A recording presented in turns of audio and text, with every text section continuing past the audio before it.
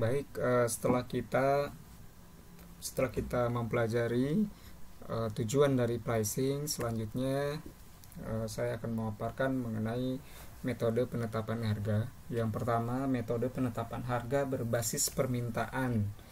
Berdasarkan basis permintaan ini, metode penetapan harga dibedakan menjadi 7 jenis metode penetapan harga. Yang pertama, skimming pricing. Kedua, penetration pricing atau metode penetapan harga penetrasi. Yang ketiga, prestige pricing. Keempat, price lining. 5, odd even pricing. Yang keenam, demand backward pricing. Dan yang ketujuh, bundle pricing. Mari kita lihat penjelasannya satu persatu. Yang pertama, skimming pricing. Nah, saudara sekalian, start begini diterapkan dengan jalan menetapkan harga tinggi ya bagi suatu produk baru atau inovatif selama tahap perkenalan. Kemudian akan menurunkan harga tersebut pada saat persaingan mulai ketat. Nah, ini biasanya terjadi pada produk-produk elektronik. Contoh misalkan di zaman dulu ya, ada namanya, mungkin Anda tahu handphone merek Nokia ya. Sekitar tahun 2005 Nokia ini mengeluarkan tipe N series ya, salah satunya adalah Nokia N70. Nah, ponsel smartphone ini berorientasi pada games dan musik ya saat itu, serta memiliki aplikasi 3G ya, dimana kalau sekarang kan sudah 4G ya, dimana pada saat itu terbilang cukup baru ya, dan kompetitornya belum ada yang memproduksi produk yang fitur yang serupa. Berdasarkan pengalaman pada saat itu ya, harga awal yang ditawarkan sangat tinggi sekali ya. Kira-kira pada zaman saya masih SMA ya, harga yang ditawarkan sekitar 3.800.000-an. Kemudian penjualan N70 ini juga cukup tumbuh ya, cukup besar di Indonesia. Terlihat dari pemakaian masyarakat yang begitu banyak menggunakan Nokia tipe N series ini ya. Nah, akan tetapi kemudian popularitas N70 lama-kelamaan semakin menurun ya, seiring berkembangnya teknologi dan muncul banyak pesaing. Salah satunya pada saat itu muncul ponsel Sony Walkman series atau W800 ya, jadi W800i yang booming di pasar dan menyebabkan harga N70 ini jatuh. Saya kira juga kita bisa melihat contohnya ya, selain kasus yang Nokia tadi, misalkan dulu ya ketika awal-awal ada BlackBerry Messenger ya, dan provider handphone lain belum memiliki fitur itu, BlackBerry cukup memimpin di pasaran. Dan saya masih ingat harga saat itu BlackBerry itu sangat mahal, meskipun sebenarnya dari sisi kualitas produk tidak terlalu bagus. Namun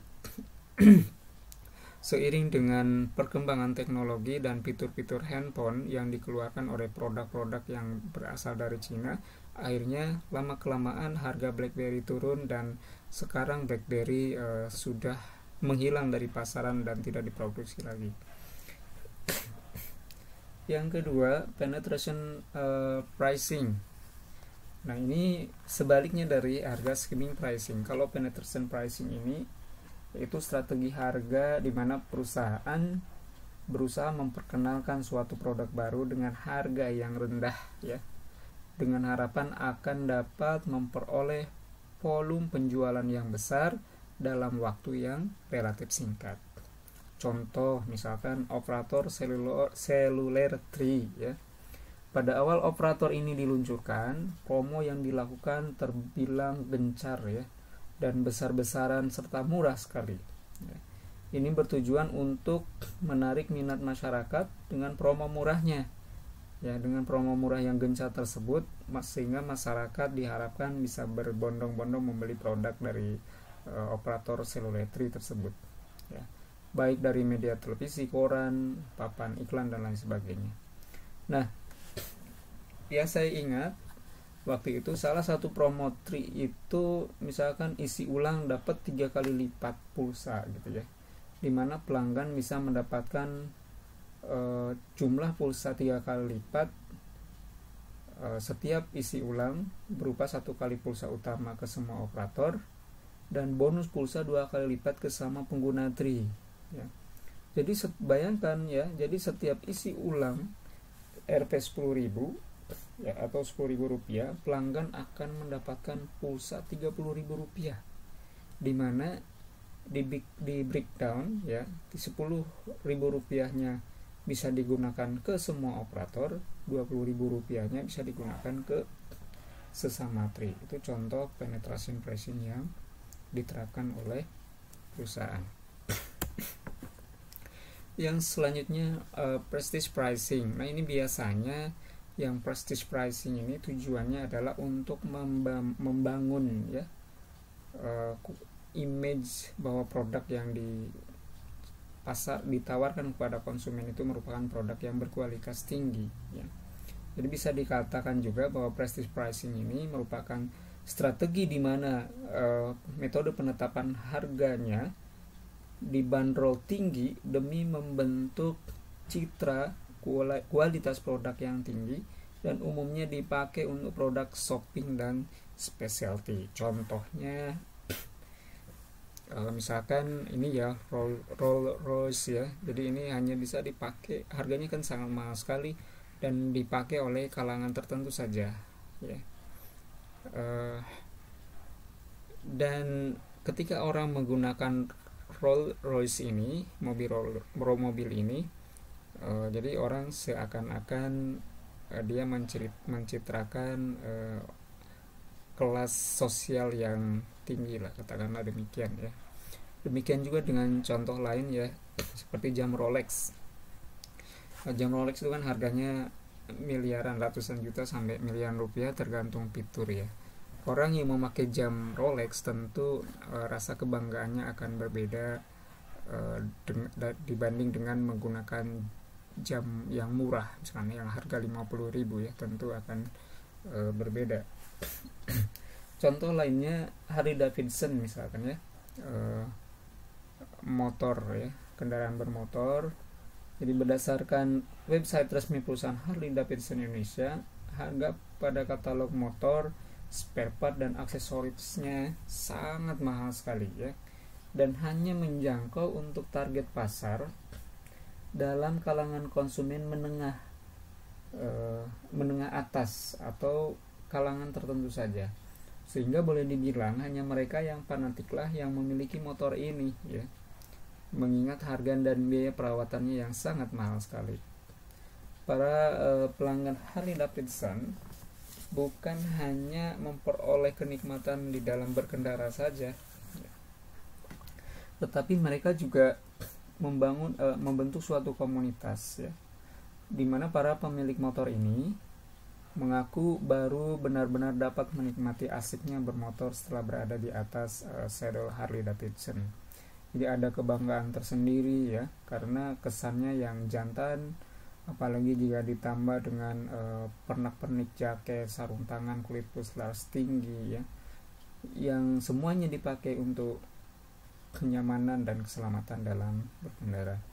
Nah, strategi prestige pricing ini diterapkan oleh perusahaan Harley Davidson dengan tujuan agar konsumen yang sangat peduli dengan statusnya ya tertarik dengan produk dan kemudian membelinya. Maka dari itu, perusahaan harus mampu memahami knowledge atau segala hal tentang kualitas produk, harapan tertinggi konsumen dan target marketnya. Ya, perusahaan harus terus-menerus memahami kebutuhan konsumennya dan meningkatkan skill untuk meningkatkan prestis dari produk yang ditawarkan tersebut.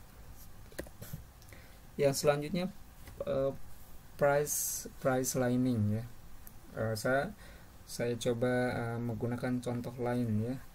Nah, strategi price lining ini adalah strategi di mana perusahaan memberikan cakupan harga yang berbeda pada lini produk yang beda. Contohnya misalkan Cineplex 21 Group, ya mungkin Anda tahu ya, ini perusahaan bioskop ya. Jadi Bioskop 21 atau Cineplex 21 Group membentuk jaringan bioskopnya menjadi 3 merek. 3 merek yang terpisah, yakni Cinema 21, Cinema XX1, dan The Premier untuk target pasar yang berbeda. Setelah Cinema XX1 berdiri, ya perlahan Cinema 21 berubah menjadi jaringan bioskop kelas 2 ya, dengan sebagian besar film yang diputar merupakan film-film karya anak negeri ya, film-film lokal dan film-film asing yang sudah tidak diputar lagi di XX1 ya. Harga tiket juga sebagai contoh di PIM berkisar antara 15.000 sampai 25.000 misalkan. Kemudian perbedaan mencolok antara Cinema XX1 dengan 21 adalah dengan disediakannya sejumlah fasilitas ya, seperti games, cafe, lounge ya, hingga ruang merokok di sejumlah gerai XX1. Dan harga tiket pun sangat mahal sekali ya, antara 20.000 sampai 35.000 ya. Kalau di Botani Square mungkin udah menyentuh harga 60.000 kali ya kalau weekend. Saya juga kurang tahu perkembangan terbarunya. Nah, yang ketiga, The Premier ya, ditargetkan untuk pencipta film yang menginginkan fasilitas yang lebih mewah lagi dari XX1, seperti misalkan ingin ada lobby khusus ya, kursi khusus layaknya kelas bisnis, seperti di dalam sebuah pesawat gitu ya, dan juga selimut serta kemewahan-kemewahan lainnya. Jadi harga tiket juga sudah sangat mahal ya. Kalau tadi di XX1 misalnya harga tiket kisaran 35.000 ya sampai 65.000.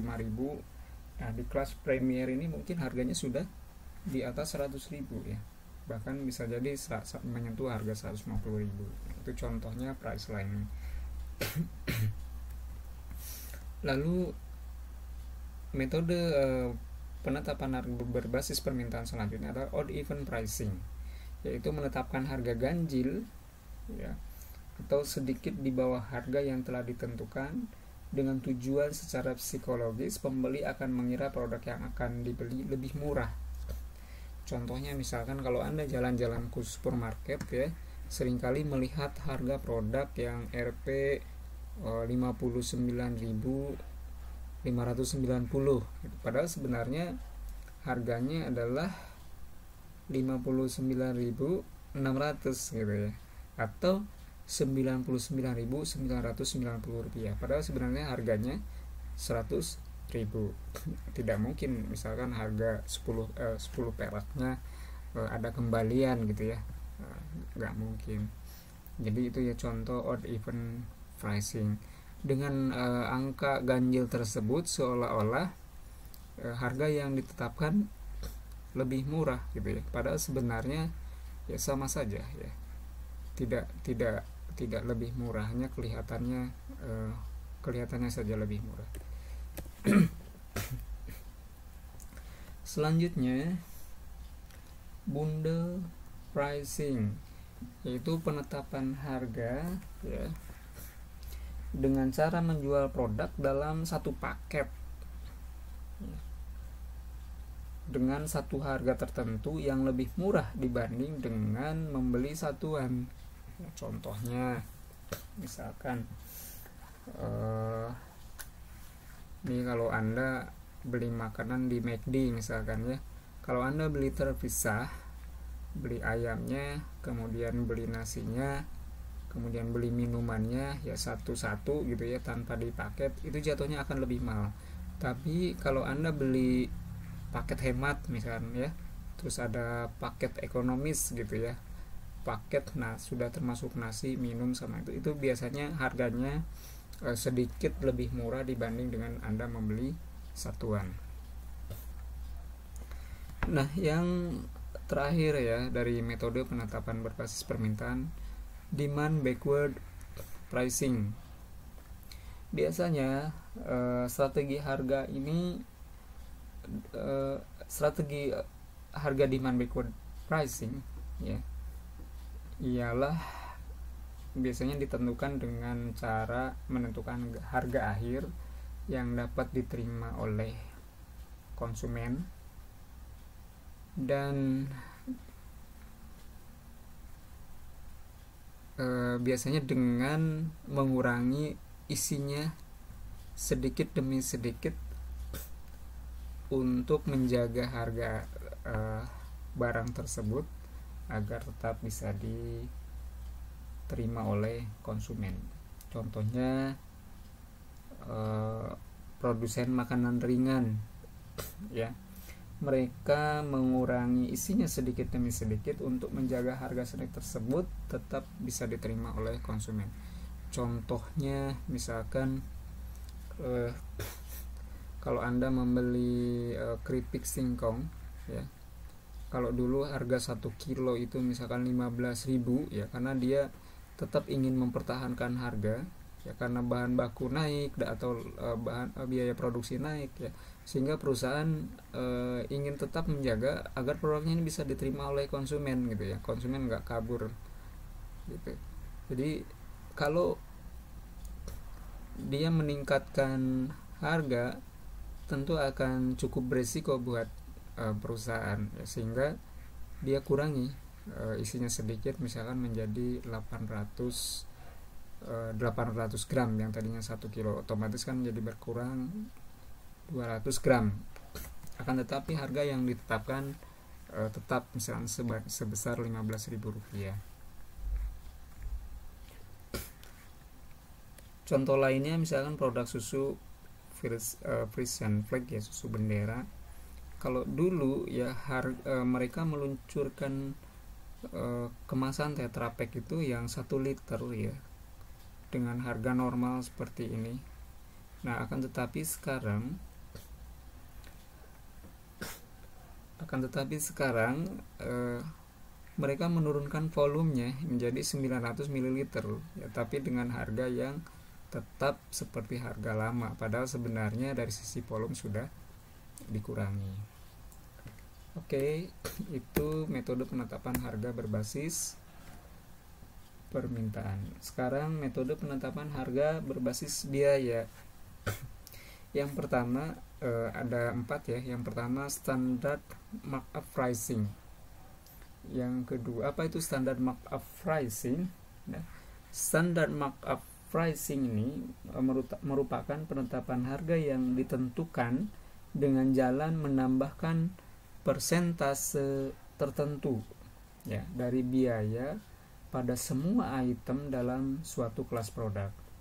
Persentase markup besarnya bervariasi tergantung pada jenis produk yang dijual. Biasanya produk yang tingkat perputarannya tinggi dikenakan markupnya lebih tinggi. Dikenakan markupnya lebih kecil daripada produk yang tingkat perputarannya rendah. Yang kedua, cost plus percentage pricing ya. Cost plus percentage of pricing. Jadi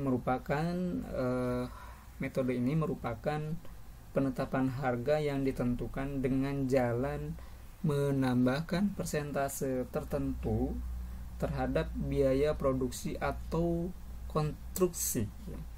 Metode ini seringkali digunakan untuk menentukan harga satu item atau hanya beberapa item saja. Misalkan suatu perusahaan arsitektur menetapkan tarif sebesar 15% ya dari biaya konstruksi rumah misalkan ya. Jadi bila biaya konstruksi rumah senilai 100 juta rupiah dan fee arsiteknya sebesar 15% dari biaya konstruksi ya, maka harga akhirnya menjadi 115 juta ya.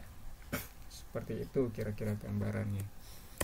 Yang ketiga, masih metode penetapan harga berbasis biaya adalah experience curve pricing. Jadi skema ini banyak diadopsi oleh perusahaan-perusahaan elektronik biasanya, di mana skema ini dikembangkan atas dasar konsep learning effect ya, di mana unit cost barang dan jasa akan menurun 10% hingga 30% untuk setiap peningkatan sebesar 2 kali lipat ya dalam memproduksi dan menjual barang atau jasa tersebut. Jadi dengan semakin tingginya nilai penjualan ya, maka biaya produksi akan menurun sebesar 10 hingga 30% ya. Berdasarkan konsep ini, biaya rata-rata per unit dapat diperkirakan secara matematis ya, sehingga dengan penurunan unit cost barang dan jasa tersebut ya, akan kemudian perusahaan akan mengambil keputusan penetapan harga tergantung dari besaran nilai penurunan biaya produksi produk yang dihasilkan tersebut. Yang terakhir adalah cost plus fixed pricing ya, cost plus fixed pricing. Metode ini banyak digunakan atau banyak diterapkan dalam produk-produk yang sifatnya sangat teknikal. Contohnya misalkan seperti mobil, pesawat, atau satelit ya. Dalam strategi ini, pemasok dan produsen akan mendapatkan ganti atas semua biaya yang dikeluarkan seberapapun besarnya. Tetapi produsen atau pemasok tersebut hanya memperoleh fee tertentu saja sebagai laba yang besarnya tergantung dari biaya final project ya, yang tentunya ditentukan berdasarkan kesepakatan bersama. Selanjutnya, metode penetapan harga berbasis laba. Yang pertama adalah apa itu metode penetapan harga berbasis laba ya. Dalam metode ini, saudara sekalian, perusahaan berusaha untuk menyeimbangkan pendapatan dan biaya dalam penetapan harganya. Upaya ini dapat dilakukan atas dasar target volume laba spesifik atau dinyatakan dalam bentuk persentase terhadap penjualan atau investasi. Yang termasuk ke dalam metode penetapan harga ini berbasis laba ini ada 3. Yang pertama, target profit pricing. Jadi umumnya berupa ketetapan atas besarnya target laba yang harus dicapai pada suatu periode tertentu yang dinyatakan secara spesifik. Jadi si perusahaan menetapkan target laba tertentu ya dari setiap produk yang batch produk yang diproduksi, kemudian mereka tinggal bagi saja ya, sehingga nanti jatuh per produknya biayanya harus ditetapkan berapa jika menginginkan target laba sekian misalnya. Yang kedua, target return on sales pricing. Nah, tingkat harga tertentu ditetapkan oleh perusahaan untuk dapat menghasilkan laba dalam persentase tertentu terhadap volume penjualan. Biasanya digunakan oleh jaringan supermarket. Yang ketiga, target return on investment pricing. Nah, metode yang ketiga ini adalah perusahaan menetapkan besarnya suatu target ROI tahunan, return on investment tahunan, yaitu rasio antara laba dengan investasi total yang ditanamkan perusahaan. Nah, kemudian harga ditentukan agar dapat mencapai target ROI tersebut. Kalau yang nomor 1 tadi berdasarkan target profitnya, ya, tergantung ya, profitnya bisa berdasarkan target bulanan, ya, bisa berdasarkan target tahunan, tergantung kebijakan dari perusahaan itu sendiri. Nanti tinggal dibagi aja berapa target profitnya, berapa produk yang dipasarkan, ya, lalu berapa jatuhnya harga per unit cost produk.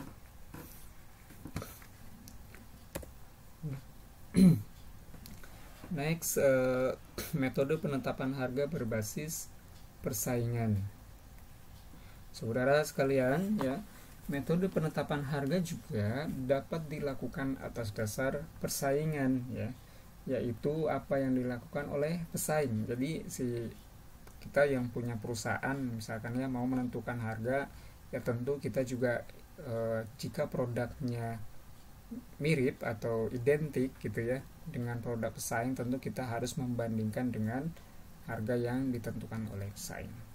Ada 4 jenis ya metode penetapan harga berbasis persaingan. Yang pertama, customary pricing, ya. Apa itu customary pricing? Ya, yaitu penetapan harga yang dilakukan berpegang teguh kepada tingkat harga tradisional, artinya yang bisa diterima oleh konsumen. Nah, perusahaan tidak akan mengubah harga di luar batas-batas yang bisa diterima oleh konsumen. Faktor yang mempengaruhi penetapan harga tersebut adalah faktor tradisi, ya, saluran distribusi, atau faktor persaingan. Contohnya, ya, jualan harga beras, ya. Coba Anda bandingkan, Anda pergi dari mall ke mall, ya, harga beras itu biasanya tidak akan pernah jauh berbeda, ya. Artinya dia harus menyesuaikan dengan harga psikologis yang bisa diterima oleh konsumen. Harga gula juga sama demikian, ya. Perbedaannya biasanya tidak akan jauh berbeda. Jika di mall-mall besar, harga, misalnya saya belanja gula di Jogja Swalayan, ya, harganya 12.500.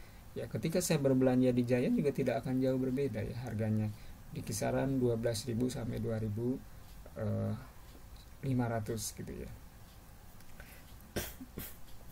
Yang kedua, above or below pricing.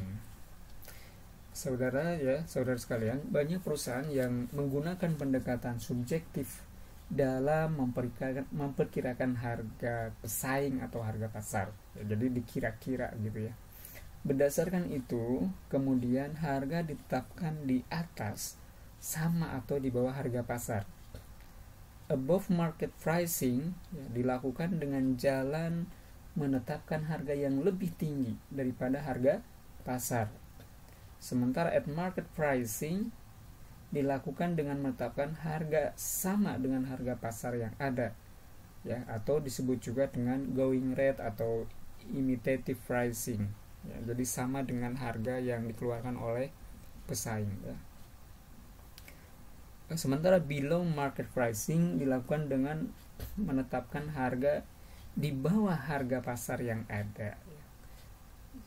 Nah, ini banyak diterapkan oleh produsen produk obat-obatan generik, ya, biasanya yang menetapkan harga di bawah harga pasar, dan pengecer yang menjual produk dengan private brand seperti gula, minuman ringan, ya, contohnya seperti itu. Yang ketiga, loss leader pricing. Nah, untuk keperluan promosi, perusahaan terkadang menjual produknya dengan harga di bawah biaya produksinya. Yang penting laku dulu, yang penting dikenal dulu, yang penting konsumen tahu dulu produk yang kita pasarkan. Nah, tujuannya adalah untuk menarik sebanyak mungkin konsumen yang potensial. Jadi, produk dijadikan semacam penglaris lah atau pancingan agar produk yang lainnya bisa laku. Jadi terkadang rugi juga tidak apa-apa gitu ya, atau hanya menjual biaya modal nggak apa-apa, tapi dia mendapatkan keuntungan dari produk atau item produk yang lain. Yang keempat, silk bid pricing. Nah, saudara sekalian, sistem silk bid pricing ini ya menggunakan penawaran harga yang melibatkan agen pembelian ya atau buying agency. Jadi bukan ditujukan ke end user ya. Jika ada perusahaan yang ingin membeli produk, maka yang bersangkutan menggunakan jasa agen pembelian untuk menyampaikan spesifikasi produk yang dibutuhkan kepada calon produsen ya. Kemudian diadakan semacam lelang ya untuk menentukan penawaran terendah yang memenuhi syarat untuk melaksanakan kontrak pembelian. Nah, itu contoh metode penetapan harga berbasis persaingan. Ini ada penjelasannya sedikit ya. Penjelasan yang tadi silahkan dipelajari lagi. Nah, saudara sekalian ya, kita semua tahu bahwa nilai adalah suatu alat yang dapat mengukur dan memberikan ukuran untuk apa yang sudah kita lakukan ya. Nilai merupakan sebuah perhitungan baik logika atau hanya kata-kata tentang sesuatu yang dilihatnya ya. Nilai ini menjadi sangat penting karena dapat membandingkan satu hal dengan hal lainnya. Ini juga berlaku untuk suatu produk yang dipasarkan ya. Nilai yang dilihat di sini bukan hanya sebatas harga, bukan hanya sebatas berat, bukan hanya sebatas ukuran, dan bukan hanya sebatas perhitungan logika lainnya ya. Namun nilai produk juga dapat berupa sebuah pembanding dengan produk yang ditawarkan oleh orang lain dengan jenis yang sama. Nilai yang terkandung di dalam suatu produk akan sangat berpengaruh terhadap nilai jual di pasaran nantinya. Nah, maka dari itu muncullah konsep nilai tambah produk ya. Apa itu yang dimaksud dengan nilai tambah produk ya, atau value added ya kalau dalam bahasa Inggrisnya. Nah, value added adalah cara bertahan dari tekanan pasar yang semakin beragam dan menguat ya, tapi itu bukan definisinya, tapi konsepnya. Value added ini adalah cara bertahan dari tekanan pasar yang semakin beragam dan kuat. Contohnya misalkan ya, saat kita menjual kue ya, kita tahu di pasaran sangat banyak orang yang menjual produk yang sama dengan apa yang kita jual. Jika kita tidak memberikan nilai tambah seperti misalkan kemasan yang berbeda dan unik ya, rasa yang lebih enak, pelayanan yang nyaman dan friendly ya, serta tempat atau toko kita yang didesain berbeda daripada yang lain, tentu saja kita tidak akan mampu bersaing dengan kompetitor kita yang ada di pasaran ya. Bagaimana kita bisa tahu apa yang diberikan oleh para kompetitor kita? Yaitu dengan melakukan riset atau pengamatan ya. Ada kalanya kita juga harus jatuh dan berperan sebagai seorang pembeli yang ingin mendapatkan lebih dari yang lain. Nah, dengan begitu kita bisa mencari celah dan belajar mengenai apa yang pasar inginkan, dan kita bisa penuhi di produk kita yang kita pasarkan tadi. Nah, sebuah cara untuk menambahkan manfaat dari dan nilai pada produk atau jasa ya, biasanya ini masih definisi dari, masih konsep dari nilai tambah produk ya, bisa juga dikatakan sebagai sebuah cara untuk menambahkan manfaat nyata dari nilai produk jasa untuk mencapai tambahan pendapatan. Jadi artinya dengan meningkatkan nilai tambah produk, nilai jual produk juga akan meningkat, harga produk juga akan bisa lebih tinggi, bisa mengurangi biaya produksi. Yang ketiga, bisa meningkatkan kepuasan pelanggan ya, menambah daya saing, meningkatkan efisiensi operasional, serta meningkatkan laba atas investasi.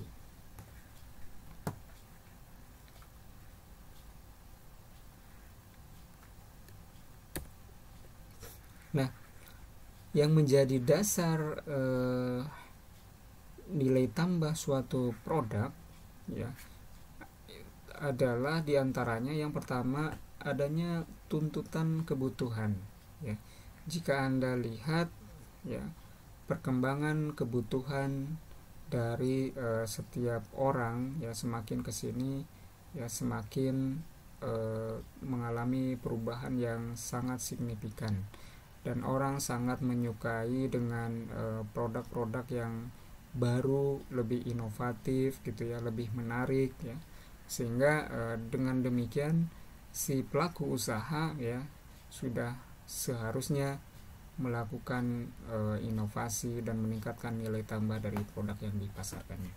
Yang kedua, tingkat persaingan ya, karena adanya tingkat persaingan yang tinggi dan ketat ya di pasaran ya, sehingga pelaku usaha mau tidak mau harus membangun atau membuat suatu produk yang memiliki kelebihan dibandingkan dengan produk yang dihasilkan oleh para pesaingnya. Yang ketiga, lifestyle. Nah, mungkin Anda juga bisa lihat ya, bisa rasakan perkembangan lifestyle manusia di zaman sekarang ya. Contohnya misalkan manusia sekarang cenderung ingin dilayani misalkan itu ya, sehingga para penghasil atau para pelaku usaha juga harus meningkatkan atau membuat layanan yang berbeda dan sudah tidak bisa lagi menggunakan layanan yang konvensional gitu ya. Contohnya misalkan sekarang banyak restoran yang bermitra dengan Gojek ya, dengan Grab ya. Mereka mendaftar aplikasi GoFood atau GrabFood gitu ya. Nah, mereka kalau tidak melakukan penyesuaian dengan lifestyle manusia di konsumen di zaman sekarang ya, tentu mereka akan ditinggalkan oleh konsumennya. Terus contoh lainnya adalah metode pembayaran. Kalau dulu kan kita lebih banyak transaksi dengan menggunakan uang cash. Nah, sementara sekarang dengan perkembangan teknologi memungkinkan dalam bertransaksi itu menjadi cashless ya, atau transaksi bisa dilakukan tanpa menggunakan uang cash. Contohnya misalkan dengan OVO, Dana ya, dan lain sebagainya. Nah, jika para pelaku usaha saat ini ya tidak menyesuaikan dengan kondisi tersebut, maka bisa jadi akan ditinggalkan oleh konsumennya. Yang keempat, budaya konsumsi. Nah, perubahan budaya konsumsi juga ya, ini menuntut para pelaku usaha untuk dituntut untuk selalu bisa menyesuaikan diri dengan karakteristik dan keinginan konsumen ya. Dan yang kelima ya, siklus hidup produk dan inovasi. Nah, ada beberapa produk yang sifatnya mudah rusak dan siklus hidupnya pendek ya, sehingga dengan melakukan inovasi terhadap produk tersebut, siklus hidup bisa diperpanjang. Contohnya misalkan kalau dulu mungkin sebelum ada teknologi UHT gitu ya, produk susu ya dalam jangka waktu 2-4 jam harus habis ya, dan tidak bisa disimpan dengan lama gitu. Tapi sekarang dengan adanya teknologi UHT gitu ya, kemudian susu bisa bertahan sampai umur simpannya sampai 1 tahun gitu. Itu contohnya. Apa yang dihadapi apa tantangan yang dihadapi dalam menciptakan added value ya. Tentu yang pertama, memasukkan produk yang baru ke pasar yang sangat kompetitif merupakan sebuah tantangan yang ya harus diatasi dan dihadapi dengan baik ya. karena tidak mudah ya memperkenalkan produk baru ke pasar, ke pasar yang, apalagi pasar yang baru ya. Demikian juga meskipun pasarnya sudah ada, tentu tidak akan semudah membalikan telapak tangan. Yang kedua, kegagalan melakukan riset pasar ya. Nah, tentu untuk menghasilkan sebuah inovasi atau nilai tambah dari suatu produk, biasanya si pelaku usaha melakukan riset pasar terlebih dahulu. Nah, apabila riset pasar yang dilakukan itu kemudian implementasinya salah ya dan gagal, maka secara otomatis produk yang di launching juga akan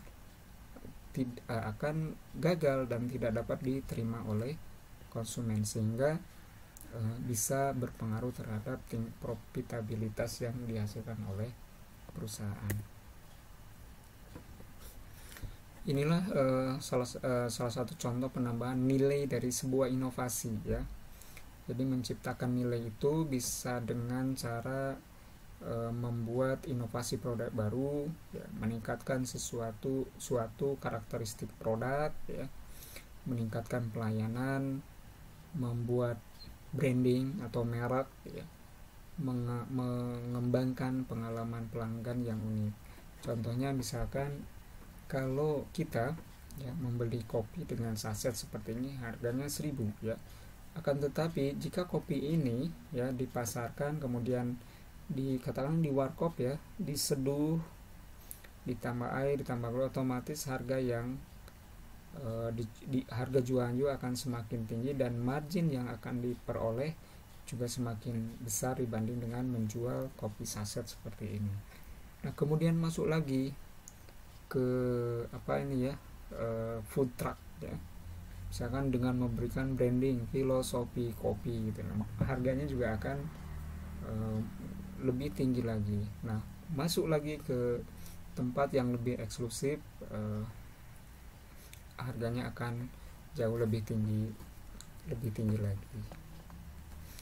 Makanya contohnya misalkan ya, Anda minum di warkop ya mungkin harganya bisa harga 5-8 ribu gitu ya. Tapi kalau Anda minum di Starbucks misalkan, satu gelas atau satu cup itu harganya bisa 50 ribu. Akan tetapi ketika Anda ya meminum kopi di Starbucks, stylenya dan nilai kebanggaannya serta pengalaman pribadinya itu akan berbeda ya, dibanding dengan Anda minum kopi di warung kopi, di warkop biasa misalkan gitu ya. Nah, contoh nilai tambah produk yang lain ya. Nah, di Cina ini ya ada suatu alat yang bisa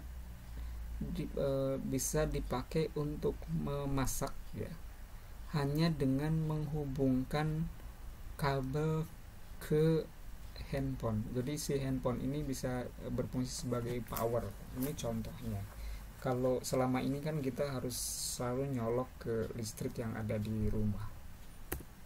Contoh lainnya, nah, bentuk dispenser ternyata sekarang bisa lebih sederhana, bahkan dengan dicas ya, kemudian dipencet sudah bisa mengalirkan air. Jadi kita pertama dari sisi bentuknya semakin mengecil gitu ya, tidak bulky ya, jadi space-nya tidak sebesar seperti kita menggunakan dispenser biasa. Lalu sudah agak sedikit unik ya, kita nggak perlu lagi memencet knop seperti ini gitu ya. Kita cukup satu kali pencetan, kemudian air sudah keluar dan satu kali pencetan udah kita bisa menunggu gelas penuh gitu ya. Nah, contoh lainnya payung. Kalau dulu payung kan bukanya hanya ke bawah saja. Nah, sekarang bentuk payung sudah ada payung yang bisa digunakan bisa dilipat ke atas, dan ini namanya payung Gazzarella ya, dan bisa digunakan ketika Anda mengendarai mobil kemudian hujan, jadi nggak usah repot-repot melipat payung ya. Dan risiko kebasahan karena selama Anda melipat payung juga akan semakin sedikit. Ini contoh lainnya ya, memanaskan teh atau kopi, cukup dicolokkan ke handphone ya, jadi Anda sudah bisa memanaskan teh dan kopi. Ini contoh inovasi paling baru. Kalau ini contoh dari aspek pelayanan ya, karena kan cup itu kalau kopi habis diseduh itu tentu diseduh pakai air panas ya, sehingga supaya tidak kepanasan dia tambahkan alat pegangan seperti ini, dan juga di atasnya seperti ada karakter atau gambar tertentu ya yang dibuat di atas kopi tersebut.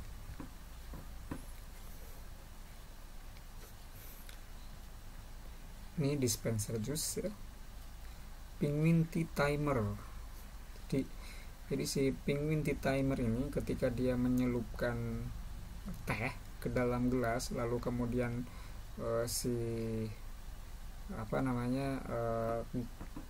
tehnya itu udah, kemudian jika tehnya itu udah larut, dia akan mengangkat sendiri gitu. Jadi tidak perlu kita tungguin. Nah, ini inovasi yang sangat simpel sekali ya. Jadi biasanya kan ibu-ibu rumah tangga kalau motong bawang bombay itu harus pakai tangan dan mungkin sangat beresiko teriris. Ini di Cina ini ada yang menciptakan produk seperti ini ya. Jadi tinggal ditancepin sehingga ukurannya bisa relatif sama gitu ya, dan juga tidak perlu dipegang oleh tangan. Nah, ini juga sangat simpel gitu ya. Juicer sprayer gitu ya. Jadi ini tinggal dicolokin ke jeruk, dengan dipencet lalu kemudian saripati jeruk itu udah bisa keluar. Nah, jika selama ini kita mengenal handphone ya, yang bentuknya biasa, nah sekarang sudah keluar produk handphone yang baru yang bisa dilipat saudara sekalian ya. Namanya folding smartphone, tapi harganya memang masih sangat mahal ya, kisaran antara 27 juta ke atas. Contoh lainnya kalau dari produk pertanian ya, sawit diolah menjadi minyak goreng. Nah, ini juga suatu nilai tambah produk ya, dimana mengubah bentuk produk mentah menjadi produk yang siap digunakan ya. Kan tidak mungkin kita misalnya menggoreng ingin menghasilkan minyak, kemudian sawitnya dipakai menggoreng makanan gitu kan, nggak mungkin itu, sehingga diolah terlebih dahulu jadilah sebuah produk makanan yang siap digunakan. Nah, selanjutnya ya, nilai tambah juga bisa berupa branding. Apa itu branding? Branding itu adalah pemberian merek. Contohnya saudara ya, jika Anda minum kopi ya, mereknya misalkan kopi tubruk, harganya kalau kopi tubruk misalkan 5.000 ya. Nah, tapi kalau Anda minum kopi misalkan namanya kopi hitam ya, harganya cuman 3.000 ya. Tapi kalau sudah dijual dengan namanya black coffee, wah, dengan bahasa yang ke Inggrisan itu harganya bisa jauh lebih mahal. Itu contohnya branding. Saudara sekalian, ini ada hasil riset yang dilakukan oleh Coca-Cola ya di Inggris ya.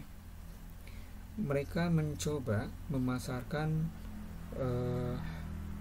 produk Coca-Cola ini dua-duanya sama ya. Yang satu blank Coca-Cola cans, dia tidak mencantumkan merek, yang satu mencantumkan merek ya. Sama-sama Coca-Cola, isinya sama ya, volumenya juga sama, bentuk cannya juga sama.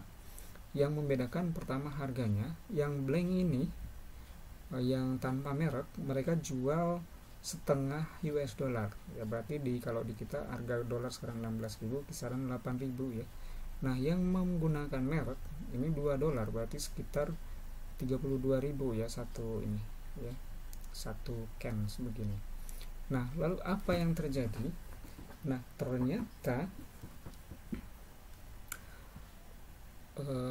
Coca-Cola yang diberikan merek ya, hasil penjualannya jauh lebih banyak dibanding dengan Coca-Cola yang tidak pakai merek sama sekali. Kita lihat angka di sini ya. Kuantiti yang berhasil dijual dengan Coca-Cola yang bermerek ini sebanyak 10 billion. Billion itu 10 miliar ya per tahun. Ya, miliar kaleng. Ya. Dan yang tanpa merek hanya terjual 8 miliar kaleng. Ya. Nah, lalu kita lihat dari revenue-nya ya, atau hasil nilai penjualannya. Nah, yang menggunakan merek ya berhasil mendapatkan total revenue 20 million US dollar ya. Jadi sementara yang tidak menggunakan merek hanya berhasil menghasilkan revenue 4 miliar US dollar. So sebenarnya ya, selisih sebesar 16 miliar US dollarnya sebenarnya orang hanya membeli brandnya saja gitu ya. Jadi bukan membeli produknya. Ya, itulah makanya kenapa penting membuat merek dari suatu produk yang dipasarkan. Kemudian menciptakan nilai melalui inovasi. Bagaimana menciptakan nilai melalui inovasi? Yaitu bisa ditempuh dengan meningkatkan proses yang ada ya, prosedur, serta membuat sesuatu yang baru. Bisa berupa pasar yang unik atau merek produk seperti tadi ya, Coca-Cola ya. Kemudian bisa melalui pengolahan atau pengawetan, bisa juga menggabungkan kegiatan produksi dengan pemasaran. Nah, cara menangkap nilai ya bisa dilakukan dengan direct marketing. Direct marketing itu berarti kan memangkas rantai tata niaga gitu ya. Kita produksi sekaligus langsung memasarkan produk kepada konsumen ya. Lalu yang kedua, integrasi vertikal. Yang dimaksud dengan integrasi vertikal itu kita bisnis dari mulai hulu sampai hilir kita menguasai ya, sehingga mudah sekali akan mempermudah sekali dalam mengendalikan sumber daya yang dimiliki oleh perusahaan. Serta aliansi, yang ketiga aliansi produser. Jadi artinya kita harus beraliansi dengan produsen lain gitu ya. Jadi tidak berdiri sendiri, sehingga bisa saling memiliki keterkaitan ya, antara satu produser dengan produser lainnya. Terdapat 6 kunci strategi untuk menambahkan nilai produk. Yang pertama, bisa dengan mengubah keadaan fisik produk. Contohnya misalkan kalau Anda memproduksi nugget ya, misalkan ada nugget bentuk alfabet gitu ya, terus ada nugget bentuk biasa bulat-bulat gitu ya, ada nugget misalkan bentuknya seperti Z ya. Nugget dengan karakter tertentu misalkan gitu ya, tergantung segmen mana yang akan menjadi target pemasaran Anda. Yang kedua, meningkatkan kualitas produk ya. Yang ketiga, membedakan produk ya, artinya bisa dari sisi rasa ya, dari ukuran. Yang keempat, mengubah kemasan atau volume dalam kemasan. Contohnya seperti produk-produk snack biasanya ya, dari mulai ada yang ukuran 100 gram, ada yang ukuran setengah kilo, lalu ada yang ukuran 1 kilo gitu ya. Jadi di kemasannya diubah. Yang kelima, menghasilkan lebih banyak produk yang mudah ditangani dan siklus hidupnya lebih panjang, ya, sehingga daya simpannya lebih awet. Yang keenam, memiliki jaringan rantai pasokan. Ini tentu ya, memiliki jaringan rantai pasokan juga ini merupakan salah satu kunci strategi untuk meningkatkan nilai tambah produk. Karena dengan jaringan rantai pasok yang kita miliki, ya, itu akan memudahkan kita di dalam memproduksi produk yang akan kita hasilkan. Baik, saya kira itu saja kuliah kita kali ini, ya.